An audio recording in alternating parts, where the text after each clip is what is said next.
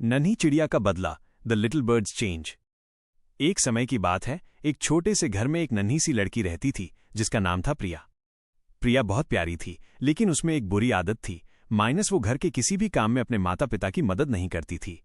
उसके माता पिता रमेश और सीता हमेशा परेशान और हताश रहते थे। घर के सारे काम उन्हें ही करने पड़ते थे और वे अपनी बेटी के इस व्यवहार से बहुत दुखी थे। प्रिया, मेरी गुड़िया, क्या तुम आज बर्तन धोने में माँ की मदद कर सकती हो? सीता ने एक शाम प्यार से पूछा। प्रिया ने मुंह बनाया, उफ माँ, मुझे नहीं करना, मेरे दोस्त मेरा इंतजार कर रहे हैं। रमेश ने भी कई बार कोशिश की। प्रिया, क्या तुम अपने कपड़े अलमारी में रख दोगी? देखो, पूरा कमरा बिखरा पड़ा है। बाद में पापा, प्रिया कहती और दौड़कर बाहर खेलने चली जाती। रमेश और सीता ने हर संभव कोशिश की थी। उन्होंने उसे प्यार से समझाया, डांटा भी, और प्रिया टस से मस नहीं होती थी। रमेश, मैं थक गई हूं, मुझे समझ नहीं आता कि हम क्या करें, सीता ने एक रात निराशा में कहा। सीता, मुझे भी बहुत चिंता होती है। हम उसे कैसे समझाएं कि घर के काम में मदद करना अच्छी बात है और इससे हमारा काम आसान हो जाता है। रमेश ने गहरी सांस ली। उसी रात प्रिया गहरी नींद में सो रही थी। अचानक उसे एक अजीब सपना आया। उसने देखा कि उसका प्यारा घर अब पहले जैसा नहीं रहा।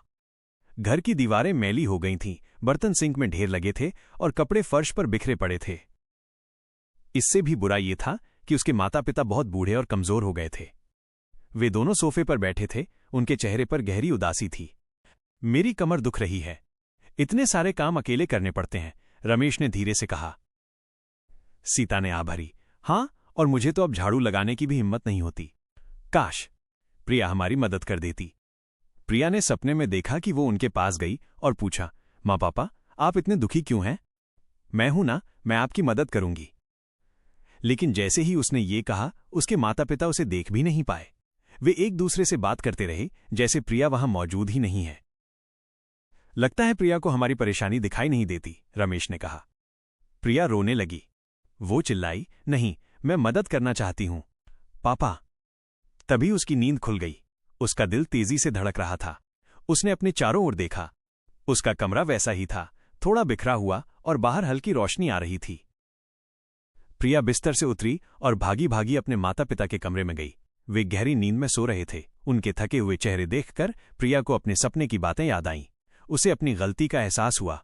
उसे लगा कि वो कितनी स्वार्थी थी।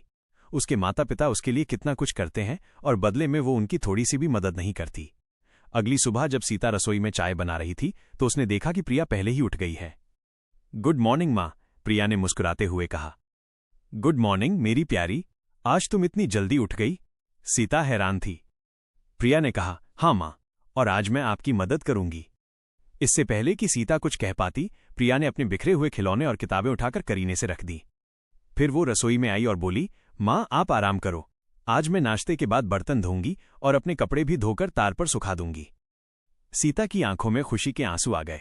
उन्होंने रमेश को आवाज दी, सुनिए, देखिए तो कौन मदद कर रहा है। रमेश आए और प्रिया को काम करते देखकर उन्हें विश्वास नहीं हुआ। प्रिया, क्या हुआ मेरी गुड़िया, तुम ठीक हो? प्रिया हंस पड़ी। हाँ पापा, मैं बिल्कुल ठीक हूं। मुझे कल रात एक सपना आया था और मुझे एहसास हुआ कि मैं कितनी गलत थी। आप दोनों मेरे लिए कितना करते हैं और मुझे भी आपकी मदद करनी चाहिए। उस दिन के बाद प्रिया पूरी तरह बदल गई।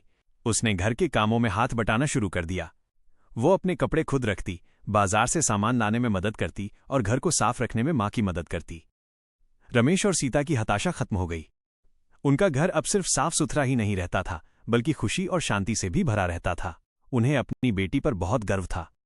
प्रिया ने यह सीख लिया था कि अपने माता पिता की मदद करना केवल एक अच्छा काम ही नहीं, बल्कि प्यार और सम्मान दिखाने का सबसे सुंदर तरीका भी है। उसने ये भी समझा कि जब हम एक दूसरे की मदद करते हैं तो जिंदगी कितनी आसान और खुशहाल हो जाती है।